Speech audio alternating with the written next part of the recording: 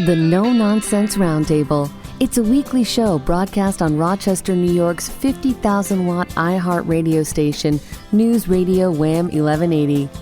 The host, Dom Geneva, interviews guests from all walks of life, all with amazing stories to tell. What you are about to hear is a recording of a previous broadcast without the breaks and commercials. Now, here's host Dom Geneva. Well, welcome everybody to another edition of the No Nonsense Roundtable. We are here today with, you pronounce the name, Avi Shafran, right? Is that right? Perfect. And I should have preceded that by the title is Rabbi Avi Shafran. He lives in Staten Island, right? That's correct. And now, what is your official title with your organization? Your organization is? It's called Agudath Israel of America is the name of the organization, and my official title is Director of Public Affairs. Basically, that just means a media liaison, so I deal with the media for the most part. Well, I'll tell you how I got in touch with the rabbi is that my daughter is involved. She's an attorney for the University of Notre Dame in the Religious Liberties Initiative, and I was there for a conference. And a wonderful old gentleman by the name of Rabbi Shmuel Lefkowitz was there. He was talking about the end of life of theology, philosophy of the Jewish religion, and it was fascinating. And I ended up having dinner with him across the table, and we just kind of bonded. It's one of those things that was like love at first sight. He's from Brooklyn. I'm from Glen Cove. We were talking about our kind of shared past, how maybe small that is. And I was saying I lived in Glen Cove. I says, now Glen Cove, I said there were three types of people in Glen Cove. There were Catholic people, there were Jewish people, and there were rich people. you couldn't be two of those things, but only one of those things. But so the rabbi gave me the contact information for Rabbi Avi here. And the thing is that my listeners, you guys, you know that the show is about people you know you want to know more about and people you don't know that you should know. And this is one of those things that's the latter thing, because I am very unaware of the particulars of the Jewish religion, what is going on now, the whole thing with Israel, Palestine, and that's why the rabbi is on with me today, because he's the guy that can educate us. And with that, I'm going to kind of turn it over to you. Tell me a little bit about yourself, your personal background. You're American born. What did your father do? Well, I'm American born. I was born in Baltimore, Maryland. I'm a Southern boy. And my parents were both immigrants from Poland. My mother came before World War II, shortly as a young child. And my father spent the war years a guest of the Soviet Union in Siberia, where he was part of a work camp for the years of the war. And after the war, he made his way to the United States, which he came to love because it was his refuge from what he experienced in Europe. And he met my mother in New York, actually, where they were both at the time, and they settled in Baltimore and had 3 children, and I am the middle one. That's my personal background. And let's give our listeners, because one of the talents I have is being totally oblivious to so many things. So I can ask questions and take people into directions maybe that they wouldn't admit they need to go. But tell me about the Jewish religion. Tell me, now there are different sects of Jewish religion. We see very few Orthodox Jews here in upstate New York. Could you give me Judaism 101? Okay, I can try. If you looked at me, you would see that I'm an Orthodox Jew. I have a unfashionably long beard, and I tend to dress in very dark colors, and I wear a hat when I'm on the street, at least, and when I'm in prayers, and not when I'm mowing the lawn. Then I usually t-shirt and jeans. But otherwise, you would peg me as an Orthodox Jew right off the bat, at least here in New York, where there are quite a few of us. Orthodoxy is what we consider to be the original Judaism, or at least the evolved current state of original Judaism. Obviously, we're not living in ancient times, so we don't dress the way that the Jewish forefathers dressed in biblical times.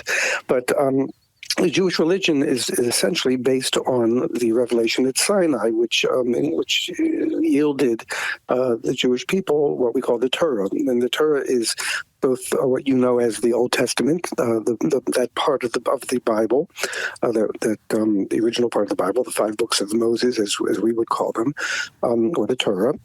And also the oral tradition, which we consider to have come along with it. And that was not written down for like 1,000 years after it was already in practice. So that a lot of the verses in the Old Testament are not necessarily reflective of what Jewish practice was and is today. Orthodoxy today hews to that original understanding that was handed down, we believe, at Sinai. But over the course of history, actually until as only fairly recently, in the 1800s, there was, before that point, Jews were either observant, religious, or non-observant, non-religious, and some of them joined other religions. But there was no sort of middle ground between the two. But in the 19th century, there emerged something called Reform, and then later on in the United States, for the most part, something called Conservative Judaism, which a capital C, because there's no one more conservative with a lowercase c than we Orthodox folks. But those other groups, Reform basically said that they rejected the belief in the divine nature of Jewish practice and law, and they preserved parts of it that they felt were still useful, and jettisoned other parts that they felt were not useful. Then the conservative movement came to save Judaism from Reform and try to reinstate a certain amount of tradition that had been lost by Reform, at least those who were affiliated with the Reform movement. But both of those movements stand qualitatively different on another side of the bridge, so to speak, from Orthodoxy, which has really never changed other than in the sense that it keeps up with the times in terms of applying the laws of Judaism to new situations, because obviously society isn't stagnant. So we do have to keep up with the times in terms of understanding, for instance, how to use electricity. Fire is something that we don't use on the Sabbath, on Saturday, the Jewish Sabbath. So when electricity was first harnessed, it became a question. Should we consider this to be fire or not fire? And if so, is it biblically prohibited, rabbinically prohibited? And there was a whole discussion of that. And the ultimate yield of that was that Orthodox Jews do not use electricity on the Sabbath, which is part of what sets us apart. Well, one of the things that compels the question is that then the conservatives and the Reformed and the Orthodox Jews, you don't mingle very much then, right? Oh, we do. On a personal level, we mingle a lot on things of common interest. But in terms of daily life, a Orthodox synagogue, which I attend, every day, will only have Orthodox Jews in it for the most part, and a conservative synagogue will have Jews that want to pray in their manner and to live in the way that they live. So religiously, we're separate, but socially, in terms of out on the street or dealing with issues of common interest like Israel or religious rights and things like that, we are basically on the same page for the most part. Well, that's wonderful. And we're about ready to head into a break. And you said a word just now that I'm going to bring up, after the break. Well, welcome back. We're talking to Rabbi Avi Shafran. I call you show how unprofessional I am sometimes. I called you Reverend before. That's Reverend is a word. It's a word, and it has a very nice meaning. So I appreciate that. Well, you can tell I don't do this for a living. We were talking about the Jewish religion and the history and different sects and whatever. But let's talk about. Let's talk about the culture, the land, territory. Let's give everybody. We gave everybody a little bit about Judaism 101. Let's talk about politics and land 101, but without getting into today's issues. Okay, well, anyone who's read the Old Testament, the Bible, what we call the Torah, knows that the whole theme of it leads up to the entry into the land of Canaan, or what we call it was called Canaan, which is the Hebrew for Canaan, and which we call Eretz Yisrael, which means the land of the Jewish people. God had promised to Abraham. We're actually going to read about this in the current readings in the synagogue in the Torah, which are done over the course of a year. We're going to be reading about how Abraham was promised that his children would descend into a land that was not theirs. That refers to Egypt, and that after hundreds of years they will be redeemed from there and continue on to the promised land, the land that God is promising Abraham. All of the Torah essentially is full of laws and all sorts of digressions and the narratives, but the whole gist of it from the very beginning, actually, until the culmination, the end of the final book of the 5 books, is leading up to entering the land of Israel. That's where Israel is used there in the sense of the Jewish people. That's really what the word Israel refers to. Yisrael means the Jewish people. Eretz Yisrael means the land of the Jewish people. So obviously the Jews did enter the land at the time, and they were commanded by God to conquer the land, which they did, and live there until they were expelled. 2 times, actually. There were 2 great temples were built, and over the course of hundreds of years, they stood and then were destroyed. And the Jews were sent into exile because they did not merit to maintain their connection to the land. But it was always considered to be their God-given legacy to be able to live in the land, even when they weren't able to in large numbers. They went into Babylonia at first, and then later on the Romans exiled the Jewish ancestors to other lands, and Jews became cosmopolitan, and that's why there are Jews. Well, there were Jews all over the world in different lands, and today they're essentially concentrated in certain Western European countries and the United States, of course, and the modern state of Israel. When you think about it historically, it's really quite a remarkable thing that the Jews were able, after being out of occupancy of the land for some 2,000 years, to be able to return to it, which happened, of course, in 1948 when it happened before that. There were earlier immigrations from Europe into what was called Palestine. Then Palestine was a term that was used to refer to the land of Israel. It's a term that today has a different meaning. It refers to the Arab segment in the land of Israel. But for Jews, we have always pined to return to that land. It's part of our daily prayers, and was over those thousands of years, that we pray every day to be able to be allowed one day to return to the land and to reestablish the Jewish presence there. That became a reality in the 20th century. And it culminated, or at least was punctuated, by the establishment of a political state, the state of Israel. Israel took on the word Israel, which again means the Jewish people, and made it the name of a political state. And among Orthodox Jews, interestingly, there was not a great enthusiasm for doing that. Interestingly, a lot of the Orthodox Jewish leaders at the time were against the establishment of a Jewish state. They wanted Jews to be able to live in Israel, to live in the land of Israel, which was essentially Transjordan, part of the Jordanian kingdom. But they weren't so happy with the idea of making it a Jewish state, one that at least certainly not a secular Jewish state, which is essentially what it is, a democratic one, not a religious state. And the reason that they were against it, among other things, was they felt that it would get non-Jews, in particular, those who were already living in the land, to become upset and to harm Jewish immigrants. So life was always the main concern that they had, the preservation of life, and that continues today. It's a fait accompli that there is a state of Israel, and we embrace it. But as we've seen, it does cause a bit of hatred of Jews among certain elements of the rest of the world. Well, and that's an interesting thought. So originally, the Orthodox Jews were not all that interested in being members of parliament, but they did it as they knew that they couldn't avoid doing that. It was kind of a fait accompli that they had. That's it was true. A compromise for them then. Right, it was, but it was, once it was a fait accompli, then they embraced it, and the Orthodox parties emerged that are part of the Israeli government, and for the most part, and certainly when it comes to security issues, every Orthodox Jew is at the forefront of lobbying and raising money and charities to help the Jewish community in Israel preserve itself and protect itself from its enemies. Right.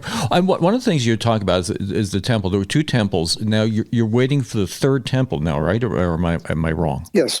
Well, that's also part of our prayers, is that there will be another revelation that has yet to come with the arrival of what we would consider to be the Messiah, and the initiation of a era of peace and the rebuilding of the temple, the third temple. And again, world peace, basically. That's how it's described by the prophets. As that's the famous lamb lying with the lion and beating the swords into plowshares. That's our ultimate goal, is that history should culminate in a peaceful live and let live and God-centered world. Well, I was a student of St. Patrick's Grammar School in Glen Cove.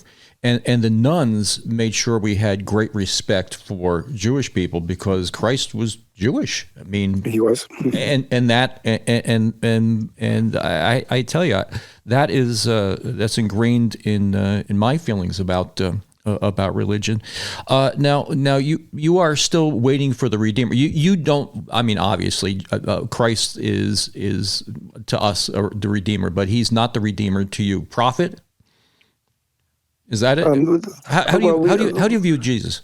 Well, we don't have a view of Jesus because, as a historical figure, we don't really know.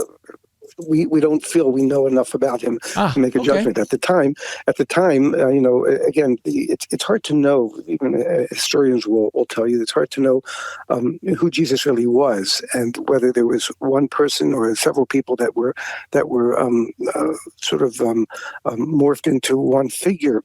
The history of the time is very murky, but the bottom line is that from the Jewish perspective, the prophets say that when the Messiah arrives, it'll be a time of peace, as I mentioned before, and we don't feel that that's happened yet. I think that's probably not arguable. Yeah, that's not arguable. Well, we're about ready to head into a news break now, and we'll talk more about little more specific things to today when we get back. Well, welcome back, everybody. We're talking to Rabbi Avi Shafran, and he is from New York City, an Orthodox Jewish person. And we were talking during the break about a little bit about the culture down there, what's happening. And then, even just recently, there are protests and people targeting you, and it's a challenge here upstate New York. I mean, obviously there aren't very many Orthodox or Hasidim that are walking around town or whatever, but you can't get away from the way that you dress and that you look, and I mean the feeling that you have of being targeted, discrimination. Let's talk a little bit about that, because that's got to be so much of a different culture down there than it is up here.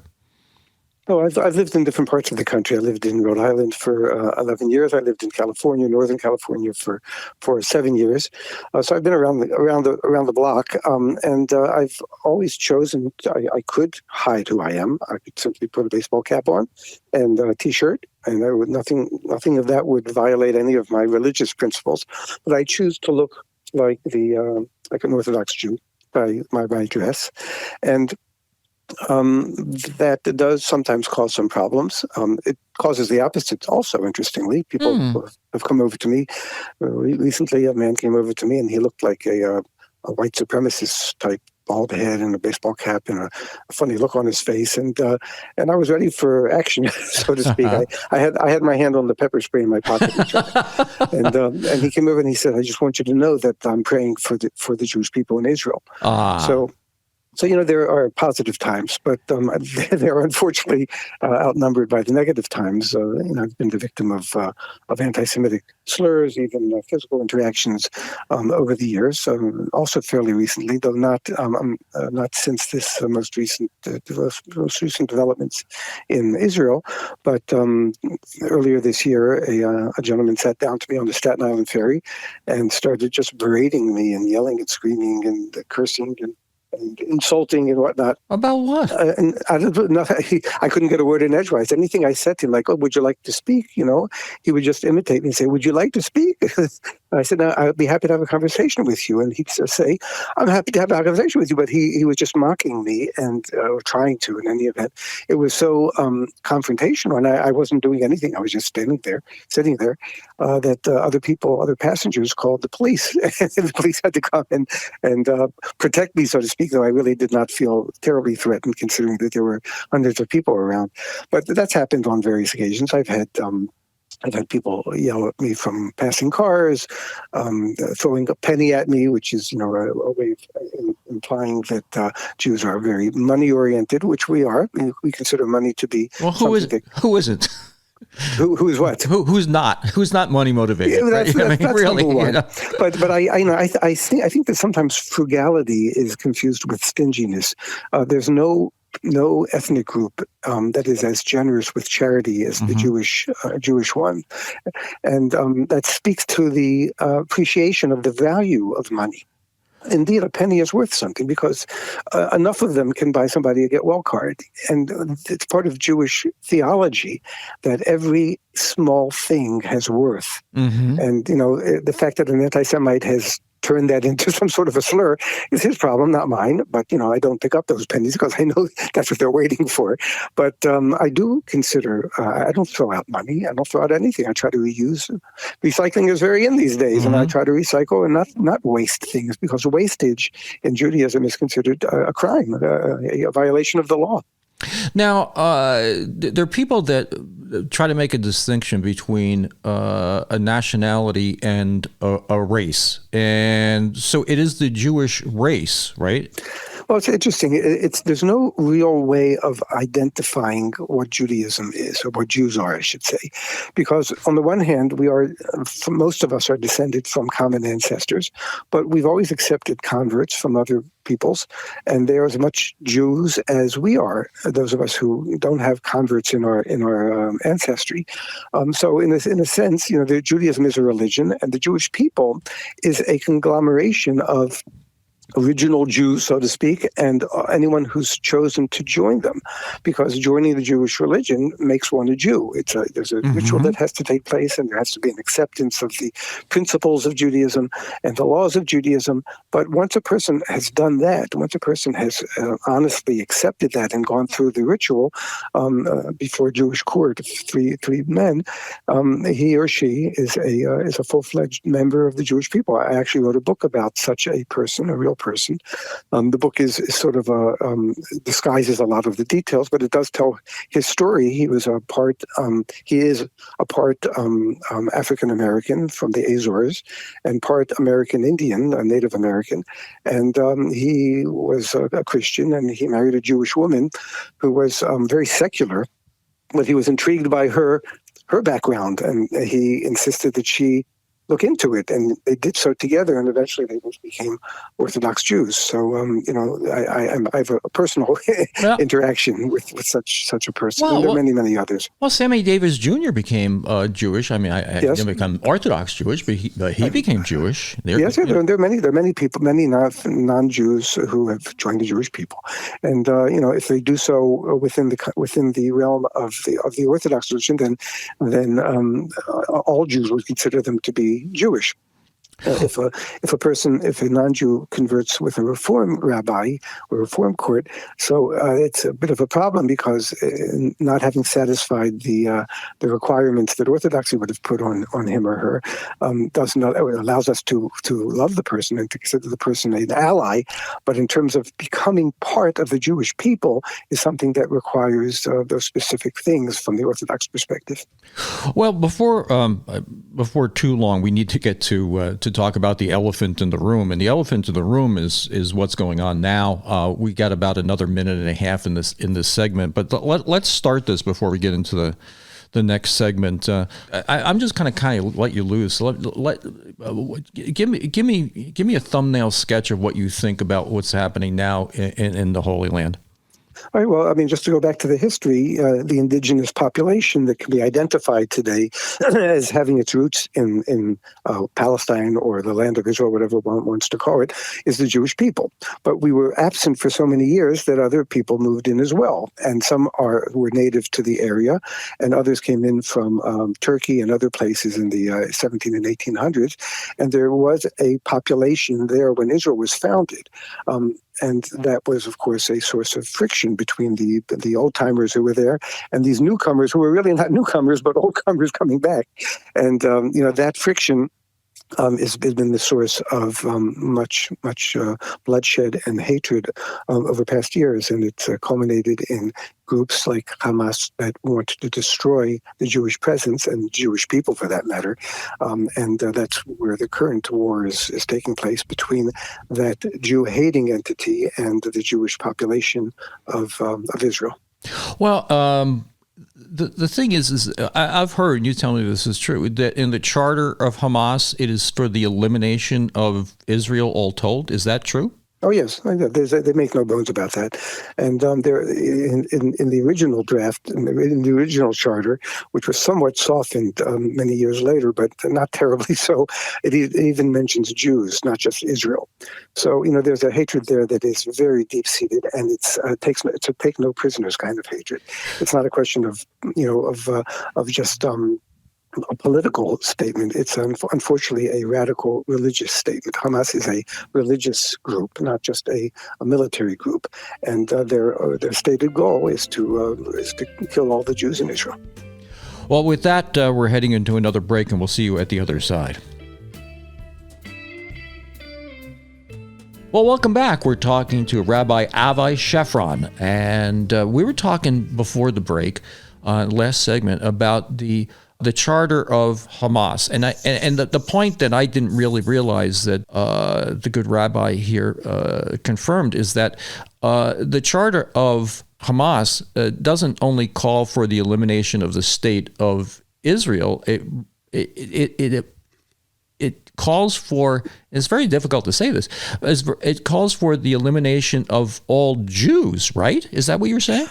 Well, it is a Islamist, a radical Islamic religious movement, and it quoted actually in its charter parts of not the Quran itself, but the hadiths, the alleged statements of Muhammad that the Jewish people have to be subjugated or destroyed. So Hamas does want the state of Israel to cease to exist, but that's not the end goal. Their end goal is to see the Jewish people disappear, and they will do anything they can to bring that about. Well, if that's true, that has to have more of an impact globally and even locally than anything, really. I mean, this isn't just a territorial thing. This is a philosophical problem. It certainly isn't, and they're on our doorstep as well. They may be underground somewhat in the United States because at the moment they're not. This isn't their theater of operations. But there's nothing that is the version of Islam that groups like Hamas champion see it as dominating the entire world and all people. So we Jews are the canary in the coal mine, but there's no question that that this world domination obsession that groups like that have is something that all civilized human beings should be concerned about. So talk to me a little bit about what we're seeing on TV. I mean, do you think it's being covered right, not right? What's going on? Listen, there's no question that the beginning of this most recent war took place when Hamas did unspeakable things to innocent civilians in Israel. And, you don't see the pictures of that, even though there are some, because they were head-mounted cameras and showed some of the slaughter, which was barbaric to a degree that has not been seen in recent years. I don't talk about the beheadings of babies, but, that's something that even though the footage might be there, it would be disrespectful to families and to any person to have such such atrocities presented visually. And so they show sometimes the aftermath of the massacres in various homes. And the hostages were taken, and from young children to elderly people, even Holocaust survivors who thought they were finished with that degree of Jew hatred. So Hamas began a war in the most egregious way one could imagine. And Israel was retaliating, not just retaliating, but committed to trying to uproot that movement and to rid Gaza, which Israel vacated years ago in the hope that it would become a friendly neighbor, which it did not. Hamas took over and did what it did. So the recent history here is one that really puts Israel in a fairly good light, and should, because the Jews in Israel are only trying to prevent such atrocities from occurring in the future. They warn the civilian citizens of Gaza to move out of the area of operations to the northern part of Gaza. That's not always an easy thing to do, but if Hamas cared about its people, which it doesn't, they would facilitate that. And because they know Israel's going to come in at some point on the ground as well as from the air. I think a good synopsis of the kind of thing that goes on is what happened just last week when there was an explosion in a hospital in Gaza, and of course Hamas blamed it on Israel, and the media, not having any other information at the time, could do nothing but report what Hamas was claiming. And it wasn't an outlandish claim. Sometimes missiles go awry, and it was conceivable that maybe an Israeli missile hit a hospital. But of course, Hamas was saying that it targeted the hospital.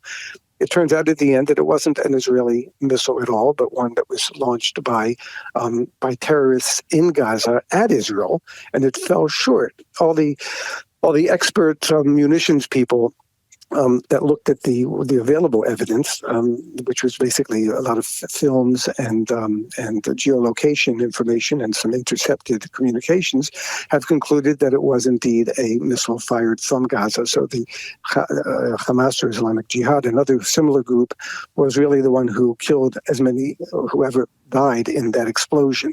And that's something that now the media, of course, is reporting. But by the time that they reported that, the Arab world rose in outrage against Israel for bombing a hospital that never happened. And I think they're even upset now that it didn't happen, because they love to blame things on Israel that they perceive to be outrageous violations of human rights. But on the contrary, Israel has been very, very concerned about preventing civilian casualties. And obviously Hamas stands for the precise opposite, causing civilian deaths and destruction. So give me a little background on how you feel the administration and Joe Biden's been handling these things. I have nothing but great praise for him. He has been very clear about Israel having the right to do what it needs to do. He even compared it to the United States and said that if we were ever attacked like that, we would want to destroy the entity that launched the attack. But more than that, I was particularly impressed with the fact that he didn't see it just as a current situation where he's siding with one political entity against terrorists. He put it in the context of the Jewish people's history, where we have been targeted repeatedly over the centuries and over the millennia for destruction by various enemies.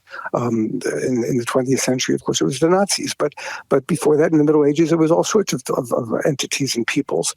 So the fact that he saw it as a jihad against Jews, and a hatred not just of Israel as a political entity, but of the Jewish people, I thought was a remarkable statement. And I appreciated that very much from him. And he has been very stalwart. I hope he continues to be, despite the imagery that's going to be projected from Gaza. Obviously, every injured civilian, whether that civilian should have been there or not, is going to present a photo op, so to speak, for Hamas. And they will use it.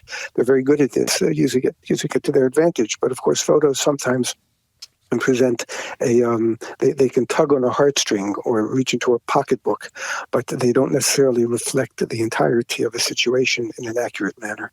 One of the things, maybe it's a little bit not that important of an issue, but people that have dual citizenships. Now, I know that a lot of soldiers are being called up because you're reservists and whatever. If somebody's in a dual citizenship and they're living here in the United States, are they going to be called up to fight in this war? if they are eligible for the Army, in other words, if they're a reservist, if they're a person who has reservist status in Israel, yes, they have been called up. And as a matter of fact, I just was reading about one particular young man, a 22-year-old man from the New York area, who was killed after in Israel during the current goings on, and he was called up from. He was on a visit. Actually, he lives in Israel, but he was on a visit to his home. His once home in Maryland, and as soon as he got word that they needed him in Israel, he got on a plane, flew back, and unfortunately paid with his life. Yeah, so some Americans with dual citizenship are going to be serving and putting themselves in danger. I think a lot of people don't know that. Well, we have about a minute left. So, is there anything else that you can share with my listeners? It's been delightful talking to you. The pleasure's been mine. Pleasure such as it is, only because I say that only because we're talking about a very, very sad and difficult situation. But it's one that we hope will help advance the ultimate goal of the Jewish people that we pray for daily, which is that God should bless the world with peace, and that means a lack of hatred. Well, Rabbi, thank you for coming on the show. It was delightful knowing you. I'll have to have you on in another couple of months. We'll do an update about what's going on in the world, if the world still exists in a couple of months from now. So, hope it will be. Yeah, and thank you ever so much, and God bless you. Thank you, and the same to you. Thanks for listening. Tune in every weekend from 10 to 11 on News Radio WHAM 1180. Don't forget to like and subscribe, and we'll make more.